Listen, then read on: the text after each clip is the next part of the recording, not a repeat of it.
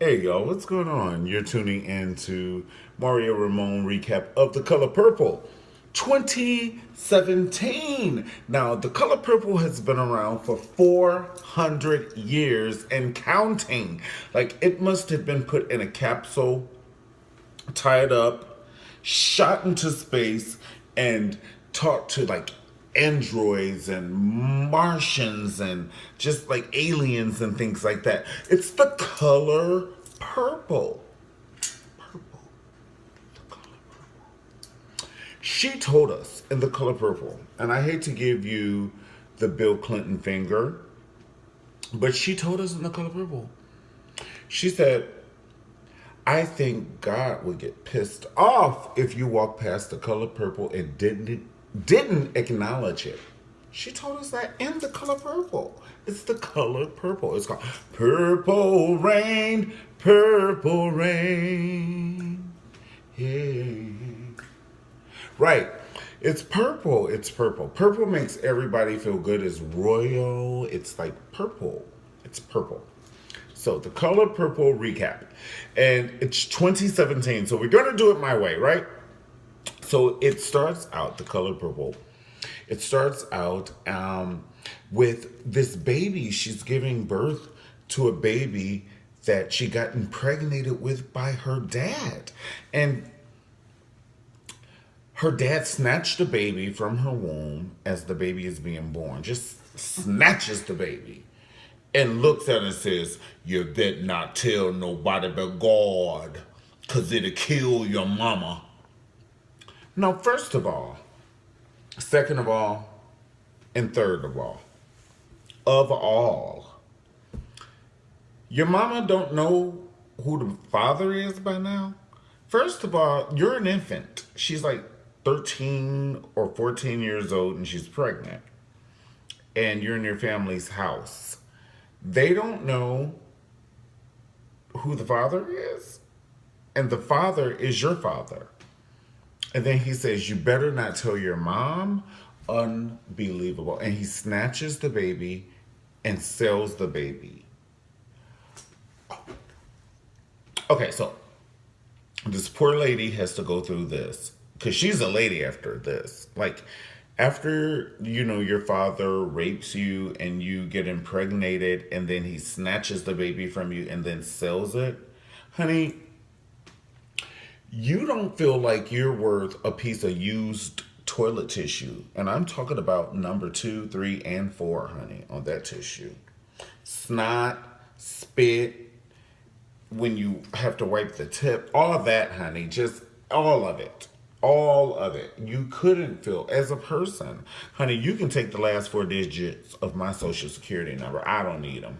I don't need them, honey. I'm only half a person.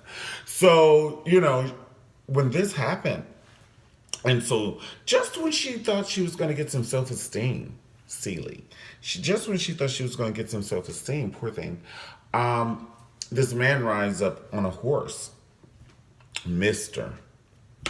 And he actually wants her sister. And so her father says, Well, you can't have her because I got my eyes on her. Wink, wink. Let me button up my shirt while I say this because this is just too much. It's too much. And he said, But I tell you what, I got this thing in the back. Celie, come here. Come out here and turn around for the man. Now, I tell you what, you can't have my Nettie, but you can have my Celie if you have a nickel. She been spoiled twice. That means I impregnated her twice.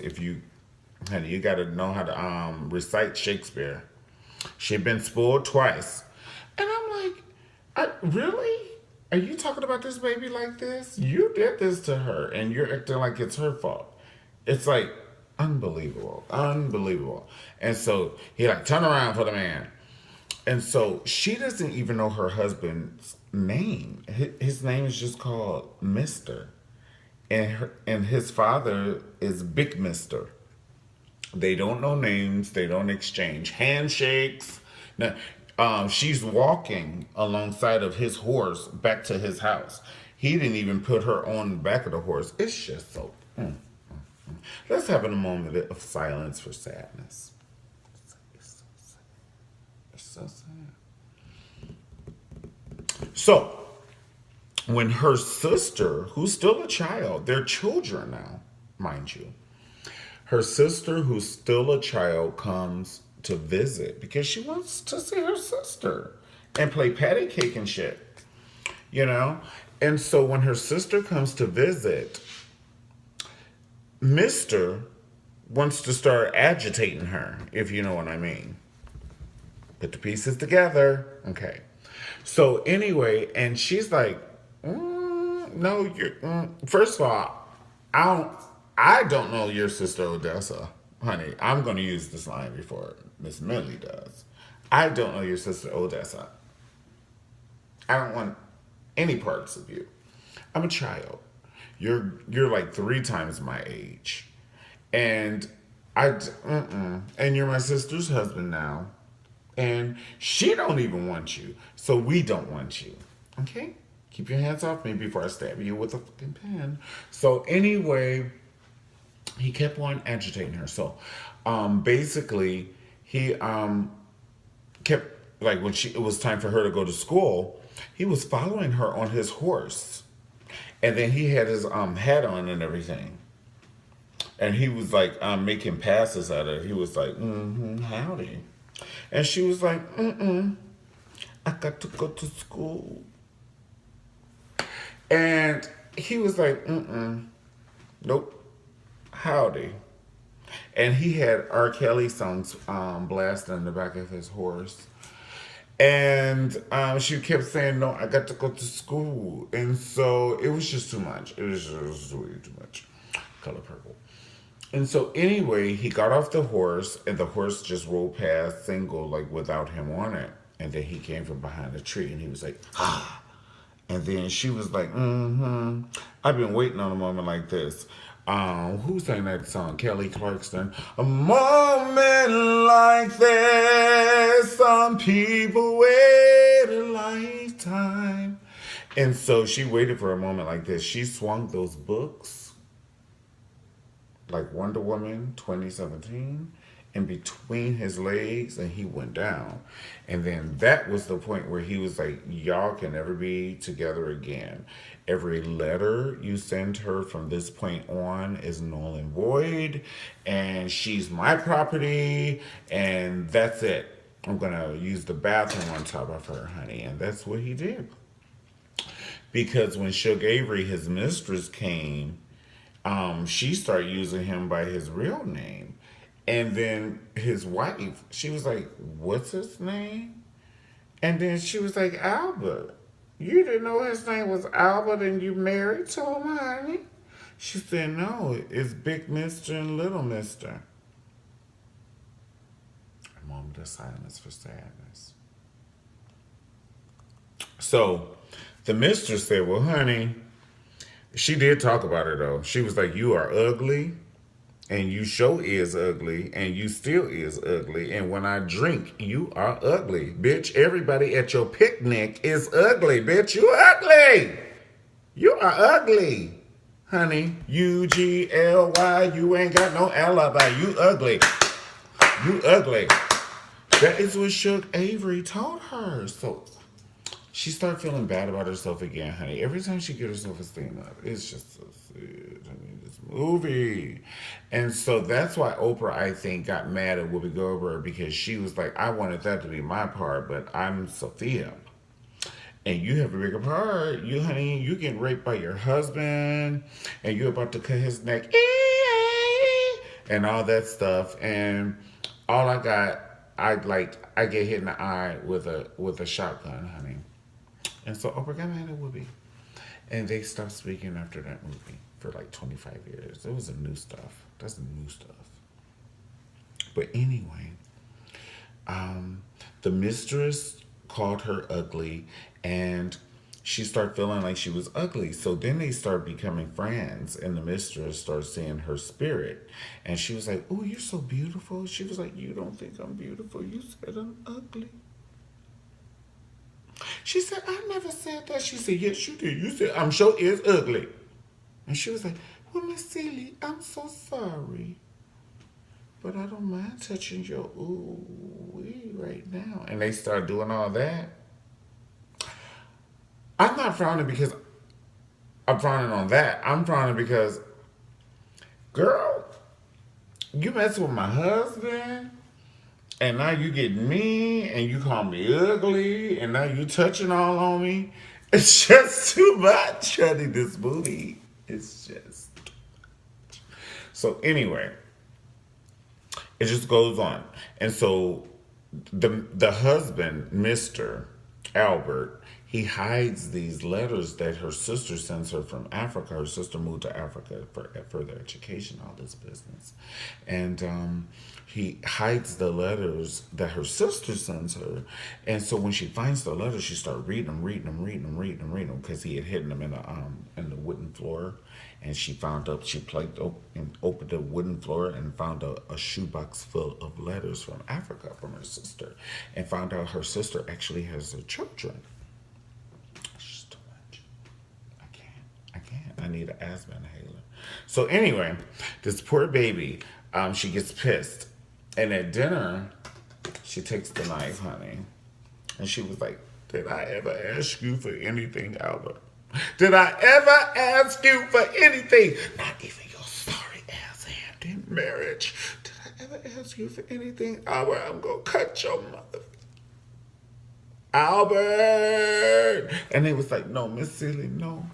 Just go with me, Miss Celie. Just go with me. Honey, they started talking like slaves from 1802 at that point. They was like, no, Miss Celie. They had to start speaking her language, something she can understand, honey. They just, no, Miss Celie, just come with me, Miss Celie. It's just too much. And then Oprah had one eye. Because Oprah, Sophia, she got smart with like the governor's wife or the mayor's wife. And basically, his wife asked her because her kids were so manicured. And she was sassy. She's a sassy thing. You know, she's Sophia, Sophia, Sophia. And so she's a sassy thing, honey. She got her little hat tilted to the side and shit. And her kids were well groomed, like they went to English schools. And so the man and wife saw them. She was like, oh, these kids are perfect, honey. She said, won't you come be my maid? And she was pinching their cheeks and shit. And she was looking at her like, bitch, first of all, get the fuck off my kid's cheeks. And hell no, I don't want to be your maid. And she literally said that. The police said, what did you just say to Miss Millie? Her name is Miss Millie, like Scandal. That's why most people don't like Millie's name on Scandal.